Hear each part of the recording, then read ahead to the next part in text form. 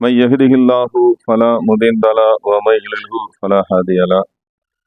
أشهد أن لا إله إلا الله وأشهد أن محمدا عبده ورسوله أما بعد. أعوذ بالله من الشيطان الرجيم. بسم الله الرحمن الرحيم.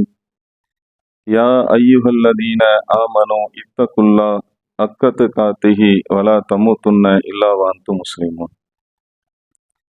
கண்ணியத்துக்குரிய எல்லாம் வல்ல அல்லாஹுவின் நல்லடியார்களே, அல்லாஹு ரப்புல் ஆலமீன் நம் மீது கடமையாக்கி இருக்கின்ற இந்த ஜும்மாவுடைய நாளில் அதை நிறைவேற்றுவதற்காக நாம் அனைவரும் இங்கே ஒன்று குழம்பிருக்கக்கூடிய இந்த நேரத்தில்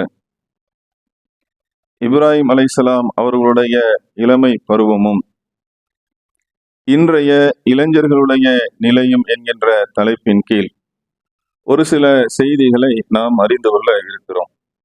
என்ன காரணம் இந்த தலைப்புக்கு என்று நாம் யோசித்தால், இளமை பருவம் என்பது மிக பலமான ஒன்று. அல்லாஹு தன்னுடைய திருமறை குர்ஆன்ல குறிப்பிடும் பொழுது, அல்லாஹுல்லதி ஹலகக்கும் மின் தஐஃபின், அல்லாஹு சொல்லுகிறான், பலகீனமாக உங்களை படைத்து பிறகு அல்லாஹு பலப்படுத்தி மீண்டும் உங்களை பலகீனமாக்கி வயோதிகத்தை அல்லாஹு தருகிறான், அல்லாஹு நாடியதை செய்கின்றான் என்று திருமறை குர்ஆன் வசனம் பேசுகிறது. அப்ப இதனுடைய கருத்து என்னன்னு பார்த்தீங்கன்னா, துவக்கமாக இருக்கின்ற குழந்தை பருவம் இருக்கு இல்லையா, இது பலகீனமான ஒன்று. அதை தொடர்ந்து வரக்கூடிய இளமை பருவம் என்பது பலமான ஒன்று. அதுதான் அல்லாஹ் சொல்றான், பலகீனத்துக்கு பிறகு பலத்தை இறைவன் தருகிறான், மீண்டும் பலகீனப்படுத்துகிறான், அது முதுமை. அப்ப இந்த பலமான இந்த பருவத்தை இளைஞர்கள் சரியான முறையில பயன்படுத்த வேண்டும். நல்ல காரியங்களில், மார்க்க பணிகளில், வணக்க வழிபாடுகளில் அவர்கள் தங்களுடைய இந்த இளமை பருவத்தை, பலமான இந்த பருவத்தை பயன்படுத்த வேண்டும் என்பதற்காகத்தான் இந்த தலைப்பு. இதுல இப்ராஹிம் அலைஹிஸ்ஸலாம் அவர்கள் தங்களுடைய இளமை பருவத்தில் அவங்களுடைய வாழ்க்கையை நாம் எடுத்துக்கொண்டால் ஒட்டுமொத்த வாழ்க்கையும் நமக்கெல்லாம் முன்மாதிரி தான். மிக குறிப்பாக அவர்களுடைய இளமை பருவத்தை நாம் எடுத்துக்கொண்டாலும் அதுல எந்த அளவுக்கு அவர்கள் சரியான முறையில கழித்தார்கள், மார்க்கத்திற்காக உழைத்தார்கள், சத்திய கொள்கையை எப்படி அவர்கள் பிரச்சாரம் செய்தார்கள் என்பதையெல்லாம் தெரிந்து கொள்ள வேண்டும். நம்மளுடைய இளைஞர்கள் அதிலிருந்து பாடம் படிக்க வேண்டும் என்பதற்காகத்தான் இந்த தலைப்பு. அல்லாஹ் ரப்புல் ஆலமீன் இப்ராஹிம் அலைஹிஸ்ஸலாம் அவர்களை குறித்து அவர்களுடைய கட்டுப்படுகின்ற தன்மை, வணக்க வழிபாடு, எப்படி அவங்க சத்திய நெறியில் நின்று கொள்கையை சொன்னார்கள், அதையெல்லாம் குறித்து அல்லாஹ் பேசும்போது, வமன் அக்ஸன தீனன் மிம்மன் அஸ்லம வஜ்ஹு லில்லாஹி வஹுவ முக்ஸின் ஃபத்தபஅ மில்லத இப்ராஹிம ஹனீஃபா வத்தஹதல்லாஹு இப்ராஹிம கலீலா என்று அல்லாஹ் பேசுகிறான். இந்த வசனம் என்ன சொல்லுது? அல்லாஹ் கேள்வியாக எழுப்புகிறான், இப்ராஹிம் அலைஹிஸ்ஸலாம் அவருடைய மார்க்கத்தை பின்பற்றியவரை விட அழகிய மார்க்கத்தை பின்பற்றக்கூடியவர் யார் இருக்கீங்க அப்படின்னு அல்லாஹ் கேள்வி கேட்கிறான்.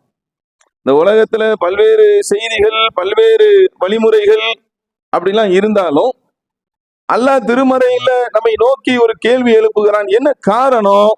அவர்கள் நன்மை செய்யக்கூடியவராக இருந்தார்கள். அதோடு மாத்திரம் இல்லாமல் இறைவனுக்கு கட்டுப்படக்கூடியவராக தன்னுடைய முகத்தை அடிபணிய செய்தார் என்றால் என்ன அர்த்தம்? அல்லாஹ் சொல்லிவிட்டால் அனைத்தைக்கும் கட்டுப்படக்கூடியவர்களாக அவர்கள் இருந்தார்கள். அதோடு மட்டும் இல்லாமல் சத்திய நெறியில் நிலைத்து நின்றார்கள் என்று அல்லாஹ் புகழாரம் சூட்டுகிறான். சொல்லிட்டு அல்லாஹ் சொல்றான், அதனால தான் அல்லாஹ் ரப்புல் ஆலமீன் இப்ராஹிம் அலைஹிஸ்ஸலாம் அவர்களை உற்ற நண்பராக ஆக்கி கொண்டான். அப்ப இதையெல்லாம் முன்வைத்து அல்லாஹ் கேள்வி எழுப்புகிறான், இப்ராஹிம் அலைஹிஸ்ஸலாம் அவருடைய அந்த மார்க்கத்தை பின்பற்றியவரை விட அழகிய மார்க்கத்தை பின்பற்றக்கூடியவர் யார் இருக்கீங்க என்று அல்லாஹ் நமக்கு புரிகின்ற அந்த அடிப்படையில் அல்லாஹ் கேள்வியை எழுப்புகிறான். அப்ப அவங்க பாருங்க, வணக்க வழிபாடுகள்ல சரியா இருக்கிறாங்க, அதே போல கொள்கையை சொல்லக்கூடிய அந்த இடத்துல அவங்க உறுதியாக இருக்கிறார்கள். இறைவனுக்கு கட்டுப்படக்கூடிய அந்த இடத்துல உறுதியாக இருக்கிறார்கள். இன்னைக்கு நம்மளுடைய நிலைமையை நாம் ஒப்பிட்டு பார்க்க வேண்டும். இப்ராஹிம் அலைஹிஸ்ஸலாம் அவங்க முன்மாதிரி அப்படின்னா நம்மளுடைய நிலை எவ்வாறு இருக்கிறது? அல்லாஹ்வுடைய கட்டளைனா அடிபணியக்கூடிய தன்மை இருக்கிறதா? வணக்க வழிபாடுகள்ல முனைப்பு காட்டக்கூடிய ஆர்வப்படக்கூடிய அந்த தன்மை இருக்கிறதா? கொள்கையில உறுதி இருக்கிறதா? அல்லாஹ்வுடைய தூதர் இப்ராஹிம் அலைஹிஸ்ஸலாம் அவங்க சத்திய நெறியில் நின்றாங்கன்னா அதான் அர்த்தம். உண்மைன்னு தெரிஞ்சிருச்சா, சத்தியம் தெரிஞ்சிருச்சா, அதுல உறுதியா இறுதி வரைக்கும் இருக்கணும். அவங்களுக்கு இவங்களுக்கு அந்த விஷயத்துக்கு இந்த விஷயத்திற்கு எல்லாம் செருகிவிடக் கூடாது. அதெல்லாம் இந்த வசனத்துக்குள் நடக்கும். அப்ப இப்ராஹிம் அலைஹிஸ்ஸலாம் அவர்கள் பொதுவாக அத்தனை முன்மாதிரியும் இருந்தாலும் மிக குறிப்பாக நாம் சொல்வதாக இருந்தால் இப்ராஹிம் அலைஹிஸ்ஸலாம் அவங்களுடைய இளமை பருவம், அவங்களுடைய சமுதாயத்தை சார்ந்தவர்கள் என்ன செய்யறாங்க அப்படின்னா, இப்ராஹிம் அலைஹிஸ்ஸலாம் அவங்களுடைய அந்த இளமை பருவம் இருக்கு இல்லையா, அது குறித்து அவங்க சொல்றாங்க. அவர் எப்படிலாம் செயல்பட்டார் என்பதை சொல்லும் பொழுது அவங்க சமுதாயத்துல பேசுறாங்க. என்ன பேசுறாங்க தெரியுமா? எங்களுடைய கடவுள்களை இந்த நிலைக்கு ஆளாக்கியவர் யார்? அவங்களுடைய கடவுள்லாம் யார் தெரியுமா? சிலைகளை அவர்கள் கடவுளாக எடுத்துக்கொண்டார்கள் அந்த சமுதாயத்தை சார்ந்தவர்கள். அப்ப இப்ராஹிம் அலைஹிஸ்ஸலாம் என்ன செய்யறாங்க? அவர்களுக்கு புரிய வைப்பதற்காக அது அனைத்தும் கடவுள் இல்லை, கடவுளுக்குரிய ஆற்றல் இல்லை, ஒண்ணும் இல்லை என்பதை புரிய வைப்பதற்காக அது சிலையெல்லாம் ஒண்ணும் இல்லாம ஆக்கி என்ன செய்யறாங்க? பெரிய சிலையை மட்டும் விட்டு வைக்கிறாங்க. இந்த செயலை பார்த்தவன அவங்களுக்குள்ள பேசுறாங்க, யார் இப்படி இந்த செயல்ல ஈடுபட்டது என்று பேசும்போது அவங்களுக்குள்ள பேசும்போது அல்லாஹ் குர்ஆன்ல சொல்றான், காலு சமிஅனா ஃபதஅன். இப்ராஹிம் என்கின்ற ஒரு இளைஞர் தான் என்ன செஞ்சாரு? இந்த கடவுள்களை குறித்து, நம்மளுடைய கடவுளை குறித்து, ஏன்னா அவங்க கடவுளை தான் எடுத்தாங்க சிலைய, அந்த அடிப்படை தான் இப்ராஹிம் நபி அவங்க வந்து உடைச்சாங்க, தகர்த்தாங்க. அப்ப நம்மளுடைய கடவுளை இப்படி செய்தது யாருன்னா இப்ராஹிம் என்ற ஒரு இளைஞர் தான் என்ன செஞ்சாரு? அவர் தான் இதை விமர்சித்துக் கொண்டிருந்தார், இதை பேசிக் கொண்டிருந்தார் என்று அவங்க சொல்ல இப்ராஹிம் அலைஹிஸ்ஸலாம் அவர்களை வர வைத்து அதன் பிறகு வந்து இப்ராஹிம் அலைஹிஸ்ஸலாம் அறிவுபூர்வமான ஒரு வாதத்தை எடுத்து வைக்கிறாங்க. பெரிய சிலை இருக்குல்ல, அதுல கேளுங்க, யாரு உடைச்சாங்கன்னு உங்களுக்கு தெரியணும், அந்த பெரிய சிலை இடத்தில் கேளுங்கள் என்று சொல்லுகிறார்கள். அவங்க தலைகீழாக என்ன செய்யறாங்க? தலை குனிந்து, புரிஞ்சிருச்சு இல்ல? இப்ப எதுக்காக நான் இதை குறிப்பிடுகிறேன் என்று சொன்னால், இப்ராஹிம் அலைஹிஸ்ஸலாம் அவருடைய ஒட்டுமொத்த வாழ்க்கையில முன்மாதிரி இருந்தாலும் இளைய பருவத்திலே பலமான இறைவன் கொடுத்திருக்கிற அந்த இளைய பருவத்தை பயன்படுத்தி எப்படி மார்க்கத்தை அவர்கள் சொன்னார்கள், எப்படி உறுதியாக நின்றார்கள். நெருப்பு குண்டத்துல தூக்கி போடுவேன் என்று சொன்ன போது கூட அஞ்சினார்களா? பின்வாங்கினார்களா? சத்திய கொள்கையில உறுதியா நின்று என்ன செஞ்சாங்க? பிரச்சாரம் செய்தார்கள். இந்த தன்மை நம்மளுடைய இளைஞர் இடத்துல வரும். மார்க்கத்திற்காக தியாகம் செய்யக்கூடியவர்களாக, தீமைகளை எதிர்ப்பதற்கு தியாகம் செய்யக்கூடியவர்களாக, வணக்க வழிபாடுகளில் உறுதியாக இருப்பவர்களாக, கொள்கையிலே உறுதிமிக்கவர்களாக இருக்கக்கூடிய ஒரு தன்மை நம்மளுடைய இளைஞர்களிடத்தில் வர வேண்டும். அதுக்குதான் இந்த செய்திகள். அப்ப இன்னைக்கு எப்படி இருக்கு நீ யோசித்து பாருங்களேன். யதார்த்தத்தையும் பேசணும்ல. மார்க்க ரீதியா குர்ஆன் சொல்லுது, பாடம் நடத்துது, இப்ராஹிம் அலைஹிஸ்ஸலாம் அவங்க தான் முன்மாதிரி, அவங்களுடைய இளமை பருவம் எவ்வாறு கழிந்தது, இதெல்லாம் ஓகே தான். இன்றைக்கு இளைஞர்களுடைய நிலை என்ன யோசிச்சு பாருங்க.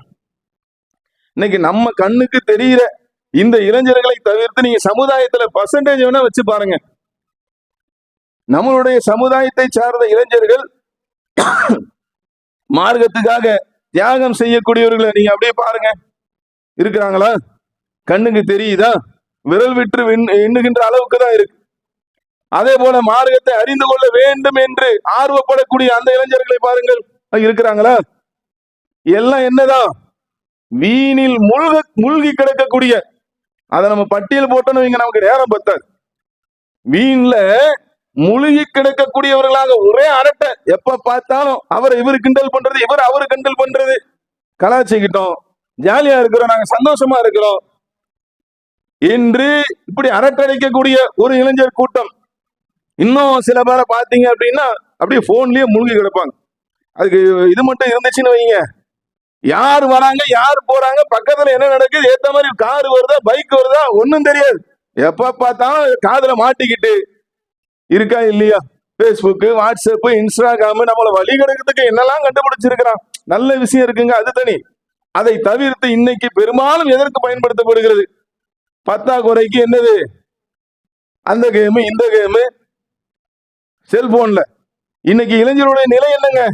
கண்டவன் பின்னாடி போறது. நடிகர்கள் அவர்கள் இவர்கள் இது ஜிம்மா மேடையா இருக்கிறதுனால நம்ம என்ன செய்ய முடியாது, விவரித்து சொல்லக்கூடிய வாய்ப்பு இங்கு இல்லை. கண்டவர்கள் பின்னாடி எல்லாம் செல்லக்கூடிய அந்த ஒரு நிலை.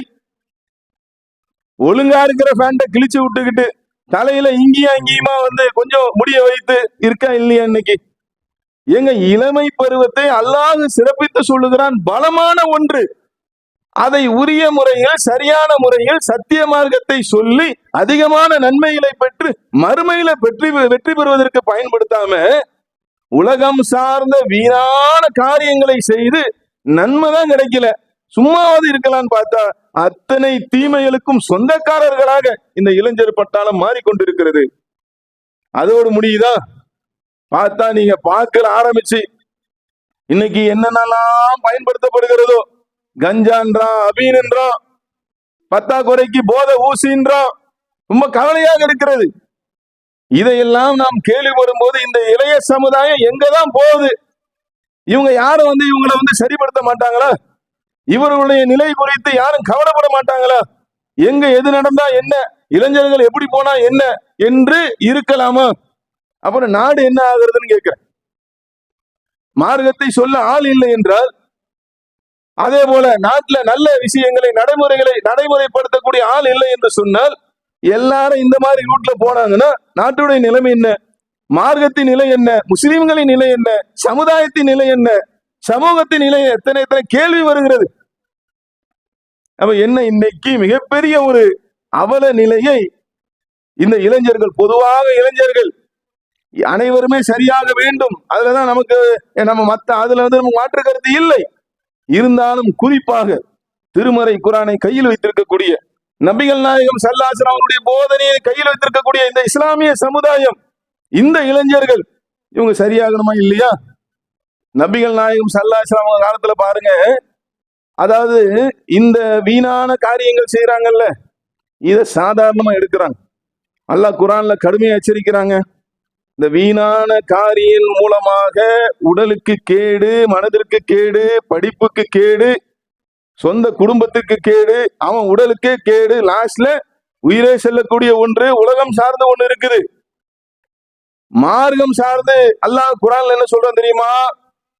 திருமறை குரான் பேசுகிறது, நீங்க ஏன் நரகத்துக்கு வந்தீங்க? மா சலக்குக்கும் ஃபீ சகர், சொர்க்கத்தில் இருப்பவர்கள் நரகத்தில் இருக்கக்கூடிய மக்களை பார்த்து கேள்வி எழுப்புகிற மாதிரி அல்லாஹ் ஒரு செட்டப்பை செய்திருக்கிறான். திருமறை குரான் பேசுகிறது.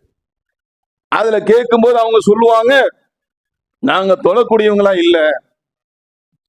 சாதாரணமா நினைக்கிறாங்கல்ல, நாம தான் முஸ்லீமா தானே இருக்கிறோம், இஸ்லாத்தை ஏத்துக்கிட்டோம், தொழுகை தானே இல்ல. தொழுகை இல்லைன்னா நரகம்ன்ற அல்லாஹ் குரான் சொல்லுது. நாங்கள் தொழக்கூடியவர்களாக இல்லை, ஏழைகளுக்கு உணவு கொடுப்பவர்களாக நாங்கள் இல்லை, வீணான காரியங்களில் மூழ்கி கிடப்பார்களே அவர்களோடு சேர்ந்து நாங்களும் மூழ்கி கிடந்தோம். எப்போ வரைக்கும் தெரியுமா? நாங்கள் மறுமையை பொய்யென நினைத்தோம். அதுக்கெல்லாம் காரணம் என்ன தெரியுமா? மறுமையை பொய்யென நினைத்தோம், மரணம் வரும் வரைக்கும் அதே நிலையில் தான் நாங்கள் இருந்தோம், அதனாலதான் நாங்க நரகத்துல கடக்கிறோம்னு சொல்லி அவங்க ஸ்டேட்மெண்ட், வேற யாரும் சொல்லல. அவர்கள் நரகத்தில் கிடப்பதற்குரிய காரணத்தை அவர்களே விளக்கக்கூடிய ஸ்டேட்மெண்ட் அல்லாஹ் குரான்ல சொல்லித்தரான். எதுக்கு? நம்ம பாடம் படிக்க தானே, சும்மா டைம் பாஸ் ஆகலன்னு அல்லாஹ் வசனத்தை கொடுக்கறானா? இல்ல ஒரு பேஜை அதிகப்படுத்த வேண்டும் என்பதற்காக அல்லாஹ் கொடுக்கறானா? இல்ல. வீணான காரியங்களில் நாம் சென்று விடக்கூடாது. இதுதான் வீண் தானங்க. உடம்பும் ஒரு பக்கம் கெடுது, அது இல்லாம இதுல ஏதாவது நன்மை இருக்கிறதா? வீணான காரியம் அவர்களோடு சேர்ந்தால் கொண்டு போய் நரகத்துல தள்ளக்கூடிய ஒரு நிலை. அப்ப இதை சாதாரணமா எடுக்கக்கூடாது.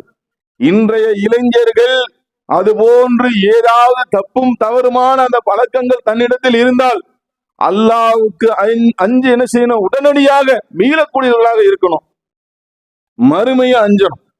அல்லாஹ் ஒவ்வொன்றையும் குறித்து கேள்வி எழுப்புவோம். ஆப்பாக்க மறைச்சிடலாம், இங்க தம் அடிச்சுட்டு சாக்லேட்டை போட்டுட்டு என்ன செய்யலாம்? வாப்பாக்கு மறைச்சிடலாம். பாக்க போட்டுட்டு அன்ச போட்டுட்டு அம்மாவுக்கு மறைச்சிடலாம், குடும்பத்தாருக்கு மறைச்சிடலாம்.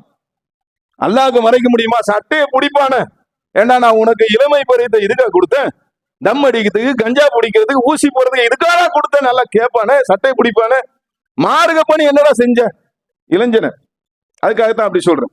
மார்க்க பணி என்ன செஞ்ச கேட்பான, என்ன பதில் சொல்றது? இந்த அடிப்படையில் நாம் என்ன செய்யணும்? அஞ்சு, இறைவனை அஞ்சு அவங்க இருந்த மாதிரி இருக்கக்கூடாது. மரணம் வரும் வரைக்கும் நாங்க அப்படியே இருந்துட்டோமே, அதனால இன்னைக்கு நரகத்துல கிடக்கிறோம்னு சொல்றாங்களே, அந்த நிலை வந்து விடக்கூடாது. மாறாக இறைவனுக்கு அஞ்சி மாறணும். எப்படி மாறணும் தெரியுமா? நபிகள் நாயகம் ஸல்லல்லாஹு அலைஹி வஸல்லம் அவங்க காலத்துல அப்போ இளைஞர்கள் இருந்தார்கள். அவங்க எப்படிப்பட்டவங்களா இருந்தாங்க? பலமான அந்த இளமை பருவத்தை சரியான முறையில் அவர்கள் பயன்படுத்தினார்கள். அல்லாஹ்வுடைய தூதர் அவர்கள் சத்திய இஸ்லாத்தை எல்லா பக்கமும் எடுத்துரைப்பதற்காக பிரச்சாரம் செய்யறாங்க. பல எதிரிகள் எதிர்க்கின்றார்கள், போர்கள் வருகிறது. மிக முக்கியமான ஒரு எதிரியை இளைஞர்கள் தான் இல்லாம ஆக்கினார். வரலாற்றை எடுத்து பாருங்க. சரியான முறையில் நாம் நடக்க வேண்டும் என்பதற்காக சொல்றேன். இன்னைக்கு போர் இல்லை, இன்னைக்கு அது நமக்கு தேவையில்லை. இருந்தாலும் நன்மையான காரியங்களுக்கு நம்ம முன்னெடுக்கணும், அதுக்காக சொல்றேன். நபிகள் நாயகம் ஸல்லல்லாஹு அலைஹி வஸல்லம் அவங்க காலத்துல ஃபஜர் தொழுகையில இளைஞர்கள் நின்றார்கள். இன்னைக்கு யாராவது ஒருத்தர் ரெண்டு பேர் என்ன செய்வாங்க? விரல் விட்டு எண்ணக்கூடிய நபர்கள் இருப்பார்கள். ஆனா இளைஞர்கள் பட்டாலும் ஃபஜர் தொழுகைக்கு வருதா? பள்ளியோட தொடர்புல இருக்குதா? நைட்டு ஃபுல்லா ரேஸ், பாக்கு போடுறது, அதை பண்றது, இது பண்றது, அரட்டை அடிக்கிறது, பைக் எடுக்கிறது, சுத்துறது. நைட்டு ஃபுல்லா சுத்திட்டு 12 மணிக்கு 1 மணிக்கு வந்து தூங்குனா, 2 மணிக்கு 3 மணிக்கு வந்து படுத்தா ஃபஜருக்கு எப்படி எழுந்துக்க முடியும்? இருக்கா இல்லையாங்க? இரவு ஃபுல்லா கண் முழிச்சு அல்லாஹ் எதுக்கு கொடுத்தானோ இரவை ஓய்வென்று சொல்லுகிறான் அல்லாஹ். மாற்றமாக என்ன செய்யறாங்க? இன்னைக்கு இளைஞர் பட்ட கவலையில் தாங்க பேசுறோம். இதையெல்லாம் நம்ம பட்டியலிடுவதற்கு காரணம் என்ன அப்படின்னா, இதிலிருந்து நம்மளுடைய சமுதாய இளைஞர்கள் மீண்டு வர வேண்டும். வேற எந்த நோக்கமும் இல்லை. இதுல வேற என்ன என்ன எது இல்லை. அவங்களை குற்றம் பிடிக்க வேண்டும் என்ற எண்ணம் இல்லை, அந்த நோக்கம் இல்லை. மீண்டு வர வேண்டும். என்ன காரணம்? அல்லாஹ் சொல்வது போன்று நன்மையிலும் இறையச்சத்திலும் ஒருவர் ஒருவர் உதவி கொள்ள வேண்டும். அந்த அடிப்படையில் சொல்றோம். நபிகள் நாயகம் ஸல்லல்லாஹு அலைஹி வஸல்லம் அவங்க காலத்துல 20 நாட்கள் இளைஞர்கள் பட்டாளம் என்ன செய்து அல்லாஹ்வுடைய தூதரிடத்துல நின்று அவரிடத்துல சென்று 20 நாட்கள்ங்க. ஒரு நாள் 2 நாள் இல்ல. நமக்கு அரை மணி நேரம் பயான், நம்ம வந்து மார்க்கத்தை படிக்கணும், மார்க்கத்தை தெரியணும், நமக்கு கஷ்டமா இருக்கு. இளைஞர்கள் நம்ம சொல்றோம்ல, ஏங்க இளைஞனா இப்படிதாங்க இருப்பான், நம்ம ஆளு லாஜிக் வேற, டைலாக் வேற. நாங்க என்ன வயசான போல்டா, அவனோட லாங்குவேஜே பயங்கரமா கிளை போல்ட்டா. நாங்க பள்ளியில வந்து உட்காரணுமா? இளைஞனா இப்படிதாங்க இருப்பான். எப்படி இருப்பானா? அப்படி அரட்டை அடிச்சுக்கிட்டு யாரும் அவங்களை கண்டுக்க கூடாதான், அப்படிதான் இருப்போம் அப்படின்ற மாதிரி சொல்லுவது சரியா? இது இளைஞர்கள் அப்படிதான் இருக்கணுமா? மார்க்கம் அப்படிதான் சொல்லுதா? அன்றைய இளைஞர்கள் எப்படி இருந்தாங்க? நபிகள் நாயகம் ஸல்லல்லாஹு அலைஹி வஸல்லம் காலத்துல இளைஞர்கள் இருந்தாங்க. உங்களை மாதிரி தானே அவங்களும் இளைஞர் பருவம் தானே. அல்லாஹ்வுடைய தூதர்கிட்ட போய் மார்க்கத்தை தெரிந்து கொள்வதற்காக 20 நாட்கள் தங்கினார்கள். செய்தியில நம்ம பார்க்கிறோமே. திருமறை குரானை ஒரு நபி தோழர், இளைய வயதுடைய ஒரு நபி தோழர் தான் தொகுத்தார். பார்க்கிறோமே. அப்ப நம்மளே என்ன செஞ்சிடக்கூடாது? நமக்கு இதெல்லாம் சரி வராது, இதெல்லாம் ஒத்து வராது என்று நாம் சிந்திக்காமல், பல இளைஞர்களுக்கு பிடிக்காத ஒண்ணு என்னன்னு பார்த்தா அட்வைஸ் சொன்னா பிடிக்காது, அறிவுரை சொன்னா என்ன செய்யாது, அது பிடிக்காது. அப்ப அந்த மாதிரி தன்மையை விலக்கிவிட்டு நாம அடிப்படையை புரியணும். அல்லாஹ் நம்மளை வணங்குறதுக்கு தான் படைச்சிருக்கிறான். வமா கலத்துல் ஜின்ன வல் இன்ஸ இல்லா லியஅபுதுன், வணங்குறதுக்கு தான் அல்லாஹ் நம்மளை படைச்சிருக்கிறான். இதுல நாம இளைய பருவம், முதுமையான பருவம், குழந்தை பருவம், நாம எப்ப விளங்குறோமோ, மார்க்கத்தை புரிகிறோமோ, அதிலிருந்து இறைவனை வணங்கக்கூடியவர்களாக, அல்லாஹ்வுக்கு கட்டுப்பட்டு நடக்கக்கூடியவர்களாக நம்ம இருக்கணும். இதுல குறிப்பாங்க இந்த இளமை பருவத்தை சரியான முறையில் செயல்படுத்தினால் அல்லாஹ் அதுக்கு சிறப்பு பரிசு கொடுக்கிறோம். எந்த அளவுக்கு விரும்புறான் பார்த்தீங்களா? இந்த வயசான பின்னாடி வந்து சரண்டர் இருக்குல்ல, பள்ளிவாசல்ல வந்து அந்த மாதிரி இருக்கிறதுல, அதுவும் ஒரு விதத்துல நன்மை. அவங்களுக்கு எல்லாம் தனியா நன்மையை கொடுப்போம். இங்க என்ன எல்லாம் பாக்குறான் அப்படின்னா, அப்படி ஸ்பிரிட்டா இருக்கிறான்ல இளைஞர், என்ன யாரு கேட்கறது? என் மேல கை வச்சிருவாங்களா? என்கிட்ட வந்து பேசிடுவாங்களா? நம்மளெல்லாம் யாரும் ஒண்ணும் பண்ண முடியாது. அப்படி ஒரு ஸ்பிரிட் இருக்கு பாருங்க. நான் எடுக்கிறதா முடிவு. அப்பா சொன்னா கேட்டுருவானா? அம்மா சொன்னா கேட்டுருவானா? குடும்பத்தார் சொன்னா கேட்டுருவானா? எனக்கு தெரியும், நான் படிச்சிருக்கிறேன் அப்படிலாம் சொல்றான் பார்த்தீங்களா? இந்த ஸ்பிரிட்டான நேரத்துல அல்லாஹ்வுக்கு அஞ்சி திருமறை குர்ஆனுடைய அந்த அறிவுரையை ஏற்று நபிகள் நாயகம் ஸல்லல்லாஹு அலைஹி வஸல்லம் போதனையை ஏற்று அவன் கட்டுப்பட்டு இறை வணக்கத்தில் தன்னுடைய இளமையை கழித்தால், இறை மார்க்கத்தில் மூழ்கி திளைத்தால், அல்லாஹ் சொல்லுகிறான் நாளை மறுமையிலே அரசுடைய நிழலில், அரசுடைய நிழல்லாம் என்னன்னு புரியுதோ? நம்ம எல்லாரும் மறுமையை நம்போம்.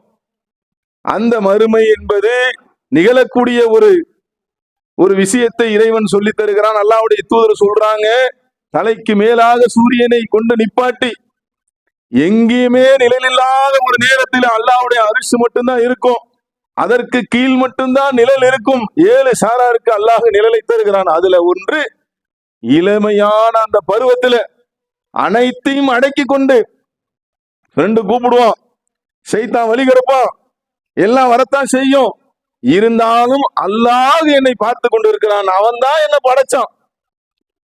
என்கிட்ட இருக்கிற அந்த துள்ளி குதிக்கிற அந்த இது இருக்கு இல்லைங்க, அதைத்தானே அவன் முன்வைக்கிறான். இதை என்ன செய்யணும்? இதை புரிந்து இறைவனுக்கு கட்டுப்பட்டு நடக்கக்கூடிய ஒரு இளைய சமுதாயம் இருக்க வேண்டும். அனைவருமே நன்மையில் முந்த வேண்டும். மறுமையில வெற்றி பெறக்கூடிய அந்த வாய்ப்பினை இறைவன் நம் அனைவருக்கும் தர வேண்டும் என்ற பிரார்த்தனையோடு என்னுடைய முதல் உரையை நிறைவு செய்கிறேன்.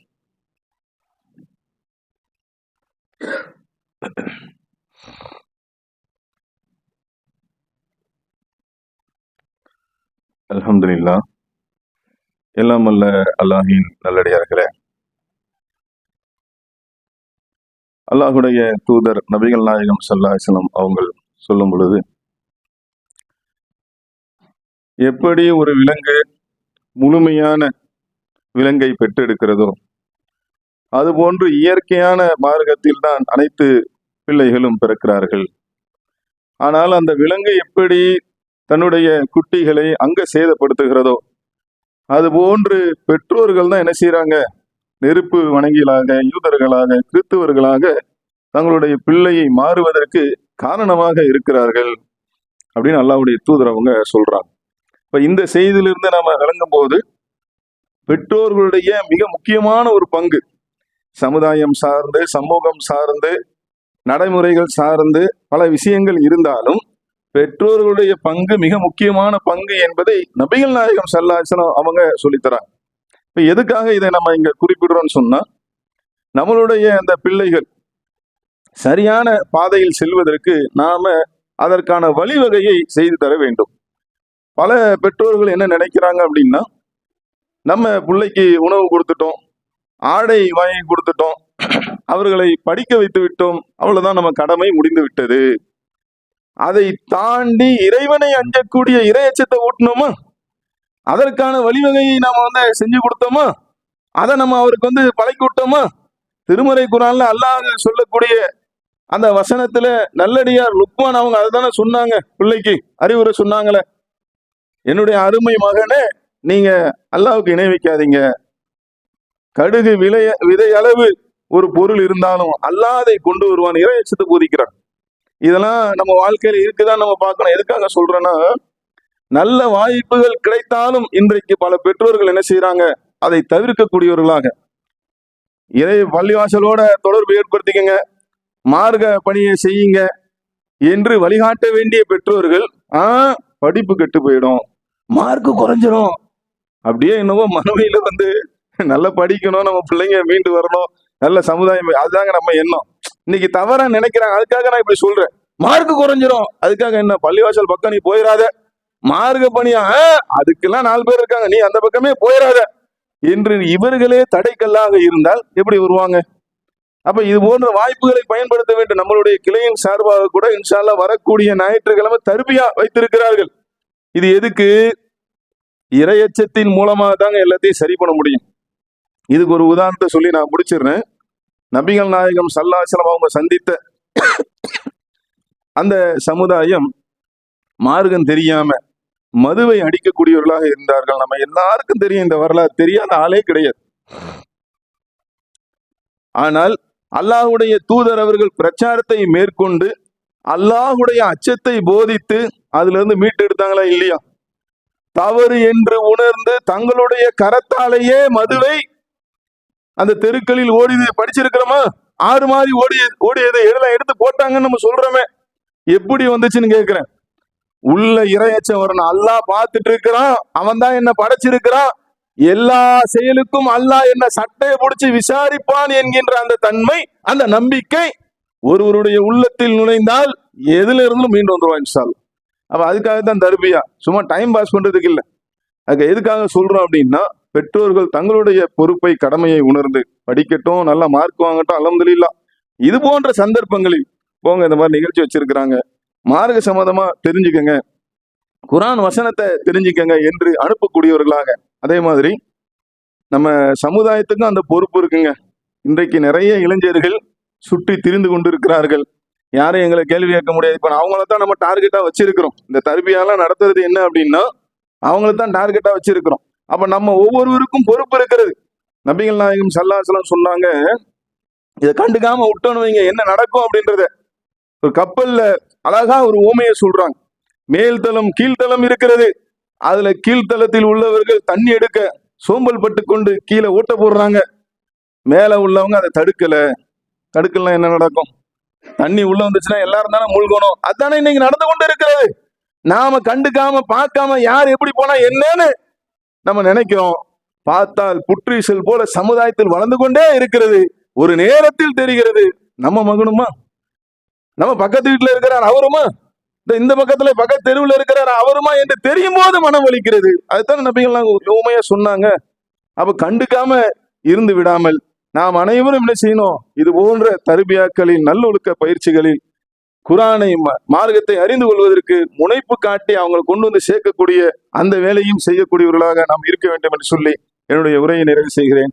வாஹிர் தவானா அல்ஹம்துலில்லாஹி ரப்பில் ஆலமீன். அஸ்ஸலாமு அலைக்கும் வரஹ்மத்துல்லாஹி வபரகாத்துஹு.